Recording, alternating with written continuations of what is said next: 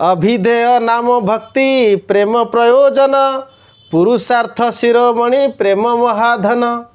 अभिधेय नाम भक्ति प्रेम प्रयोजन पुरुषार्थ शिरोमणि प्रेम महाधन। So far we discussed about purushartha, purusasya artha. What is the best for a living entity? Purusha means especially human being.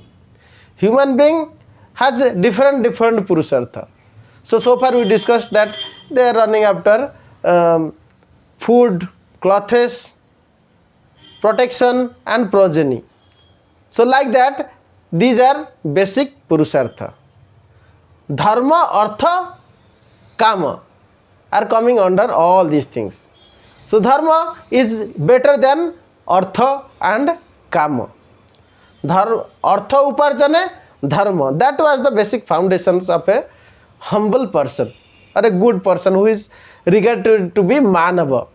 Dharmena vihina pasava samana. If he is not having this basic quality of dharma in him, then he is regarded as animals, because without this quality he cannot be regarded as human being. Dharmena vihina pasava samana. So these three are basic purushartha. One must maintain dharma. Then if he is able to cultivate his dharma in a higher manner, in a first class manner, or in a sthira manner, siddhanta is completely fixed and he is maintaining the absolute siddhanta called tattva jnana, which is explained in Bhagavad Gita and Bhagavatam. When he is fixed in this, then he will be making himself eligible to liberation. So that is explained in the tattva of Krishna tattva, that nanyam gunebhyah kartaram jadya dashtanu upasati गुणेभ्यश्च परमवेति मद्भावम सो अधिगच्छति. सो नान्यम गुणेभ्य कर्तारम जदा द्रष्टानुपश्यति गुणेभ्यश्च परमवेति मद्भावम सो अधिगच्छति. As long as one is able to understand there is a three modes of material nature which is working and there is no other principles than that, and also Supreme Personality of Godhead is not impacted by that. These are the basic foundations of knowledge. Somebody is able to know that Prakriti is working and this Prakriti is under control of Maya Dhakshana Prakriti Suyate Sacharacharam. Bhagavad Gita 9.10. Hetu nena konteyo jagat vipari vartate. So without his control, these material modes of nature cannot work. If a single moment Lord will withdraw its supervision on Prakriti, then it will not work. So every time Prakriti is always under control of Krishna. Krishna is never under control of Prakriti. That is the first thing.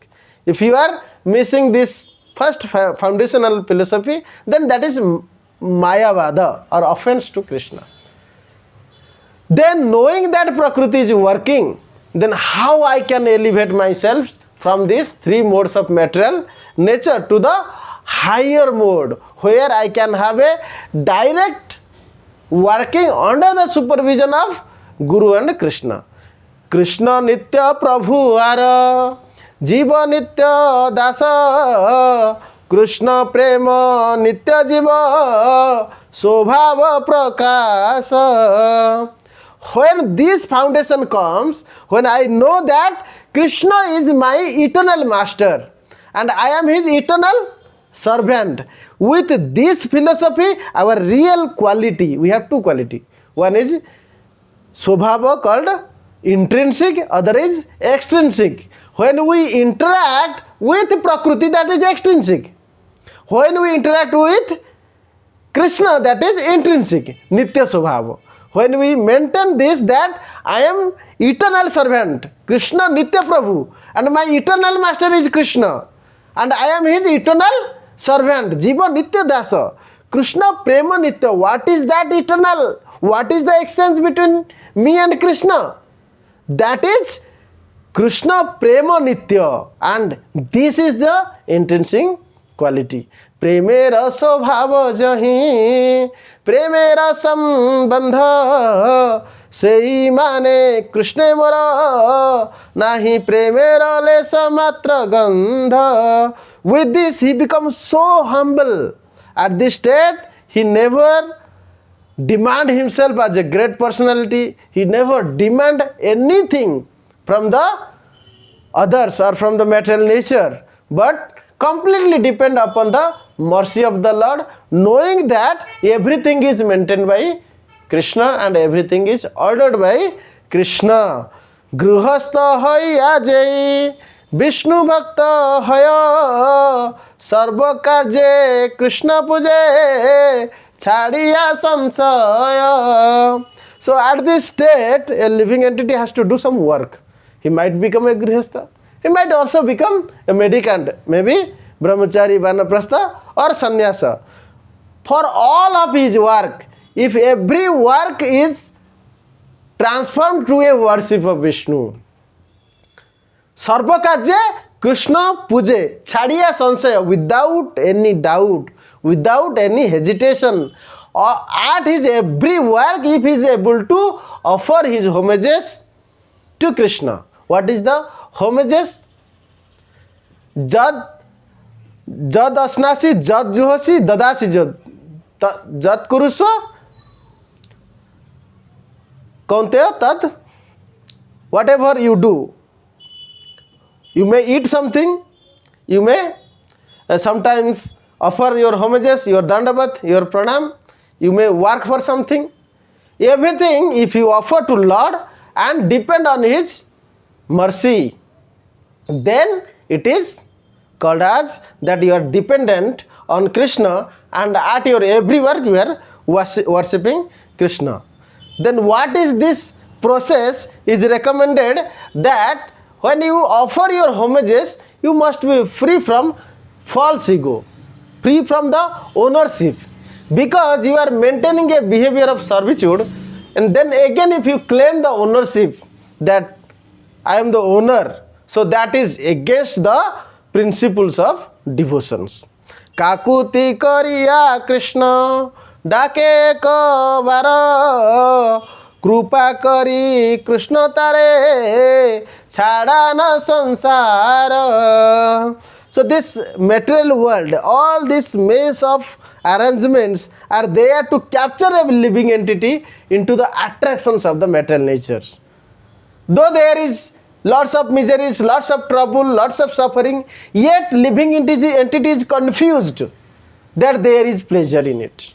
So he is not able to get freed from these attractions of pleasure in this material world. It is such a bewilderment. There is no pleasure at all. But yet he is so much confused that there is pleasure and is searching after that. But when you pray with lots of pittiness in your prayer, lots of humble submission to Lord, and no sense of ownership in that. Ownership means you are trying to become Prabhu. That is the bichara. Bichara means we are as eternal servant of Krishna, but Krishna enjoy bhakti sukha of the devotees, because he is the Bhagavan and he is the owner of all the bhaktas. So he can enjoy the devotion offered to him, or that devotion sometimes translated to kama when it comes to the material world, where that similar nature developed in the devotees, who is not a devotee anymore, who is thinking to become owner of some properties, some children, wife, woman, all these things. Like he wanted to imitate Supreme Personality of Godhead, how he is getting the enjoyment in the spiritual abode. In the material world, a living entity is trying to get similar pleasures. That is called ownership over samsara. In return, actually, he is captured by samsara. He is caged, but he is thinking that I am owner, I am free, I am independent, I can do anything. But he is conditioned. So that's why we may not able to aware of this sambandha vijnana with our own effort. So at this time, when we are practicing abhidheya, we should pray Krishna piteously, So that is the learning, that is the method of learning, that how I can cry, just like a child cry without any duplicity. The crying should not have any duplicity. Sometimes like you have political behavior, you may do fasting, you may cry for something, that is crocodile tear. So that will not work. You have to cry like a child cry for her mother. That is called sublime cries. A similar cry need to develop. This crying process is called abhidhéya. How surrendered you are, how real you are crying, how much tatra lolyam api mulyam, how much you are endeavoring to get Krishna, how much serious are you for Krishna. If you are not getting Krishna, what is the use of living this life? This kind of emotion need to be developed in yourselves. So that is real abhidhéya. Kakuti kariya Krishna dako eko baro कृपा करी कृष्ण तारे छाड़ा न संसार माया के पीछे ने राखी कृष्ण पाने चाय भजिते भजिते कृष्ण पाद पद्म पाय. When in this way, now you are still in this samsara. Now you are trying to go out of this samsara. Why? Because you have completely aware that your relationship is with God, you have no relation with this material world, and all that is appear to be relations are temporary. Someday it will go away. It has nothing great thing to get in this samsara. You maintain your relationship. It is not that you give up your relationship, but you are very much sure that I have to go out of this relationship and I have to be very much fixed in the relationship with Krishna. Then you are now thinking that Maya should not be in the front foot. Maya will be in the back foot. Maya te piche ne rakhi, Krishna paite chahe. Now you want to get Krishna, but Maya Shakti is now helping you to push you. When you try to engage the same Maya for the service of the Lord, then that Maya which was Mahamaya, which was giving you suffering, will change. It will translate to Yoga Maya, which will support you in devotional services. You are earlier thinking to make buildings, you want to get more properties, you want to do farmhouse for yourselves, this and that, so many desires. Now your desire so much transformed that you are now desiring to make a good ashram, good temple, good schools, where you can do this preaching. What is the ultimate pleasure of God? Explained in Bhagavad Gita 18.68, that the ultimate pleasure of the God is that when you try to present this sambandha, abhidhéya tattva and prayojana tattva to these people, and they are able to get relief from this tritapa, these miseries, and they are enjoying the transcendental bliss. Because of your so much sublime effort, you are able to elevate so many peoples from this suffering. So Krishna is very much pleased upon you. There is nobody else that can ever be dearer than such person which is guaranteed by Krishna. So this is how you maintain your relationship with Krishna and you practice your abhidhéya. Abhidhéya, nama bhakti. What is that? Nama and bhakti. Chanting the holy name. You can chant the holy name as you do japa, or you can do in sankirtan. In the process of sankirtan, you are doing congregational chanting. Many people are getting benefited. And you are also getting sadhu sangha, because there are so many saintly personality surrounding you. By seeing them, you are getting lots of enthusiasm in you in practicing this chanting of holy name. So sankirtan is very powerful. But nama japa need more regulations in you. You need to be more self-controlled. Mind need to be concentrated. All distractions should be avoided. So there are certain rules, like you have to maintain free from all these offensive thoughts.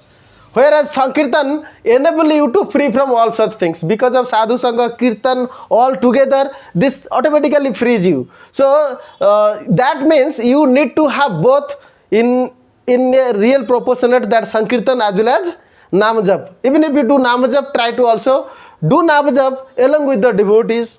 So that will support. And gradually when you are elevated in a pure devotional platform, senses are more regulated, then japa is for your progress and Sankirtan is progress of other. In actually japa is also for others' progress.